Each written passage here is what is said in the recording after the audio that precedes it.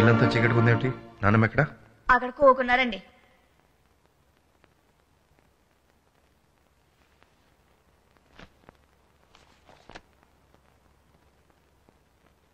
నానమ్మా, ఇప్పుడు ఏమైందని అందరూ డల్గా ఉన్నారు?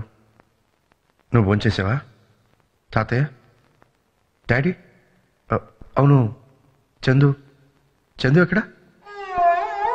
ఏరా, నీ తమ్ముడి కారణంగా పెళ్ళాగిపోయింది, మన పరువు పోయింది. ఇంత జరిగినా ఇంకా తమ్ముడు తమ్ముడు అంటూ వాడినే కలవిస్తావేంట్రా? అది సరే నానమ్మా, జరిగిందేదో జరిగిపోయింది. ఇలా జరిగిందని నీకు బాధగా లేదా? నీకు ఆ అమ్మాయి మీద ఉన్న ప్రేమ నిజం కాదా? నిజమే నానమ్మా, నిజమే. కానీ నాకు సంధ్య మీద ఉన్న ప్రేమ కంటే చందు మీద ఉన్న మమకారం ఎక్కువ. మీరందరూ వాడిని తిట్టారు, భరించాడు. కానీ నేను వాడిని ఒక్క మాట అంటే తట్టుకోలేడు. నానమ్మా, నేను బాధపడ్డా పర్వాలేదు, కానీ చందు బాధపడితే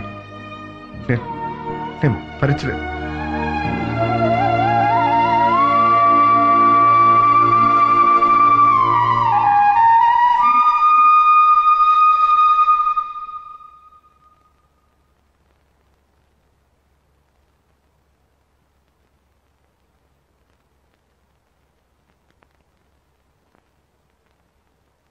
ఇక్కడికి ఎందుకు వచ్చావు?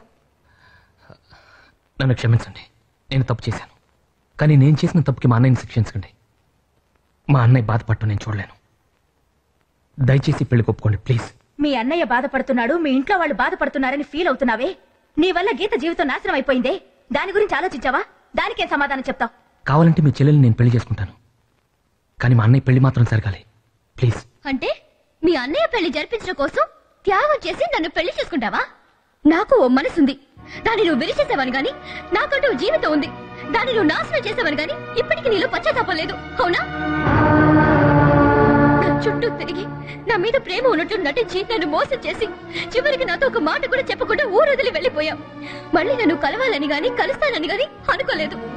ఈ రోజు నా కారణంగా మీ అన్నయ్య పెళ్లి ఆగిపోయింది కాబట్టి నన్ను వెతుక్కుంటూ నా గుమ్మం తొక్కావు. లేకపోతే లైఫ్ లో మళ్ళీ నా మొహం చూసుండేవాడివా?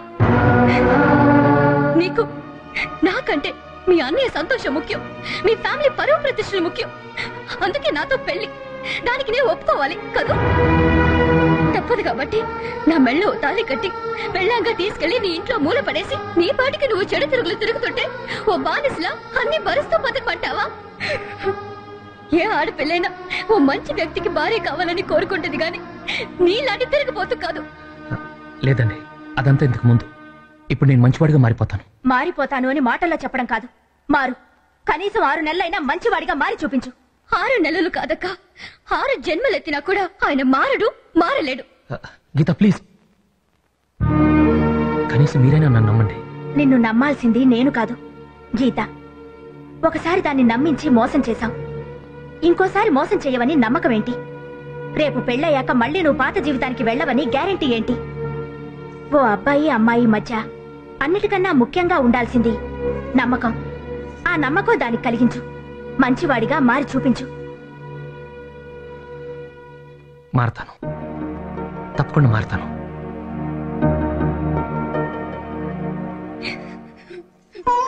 గీత,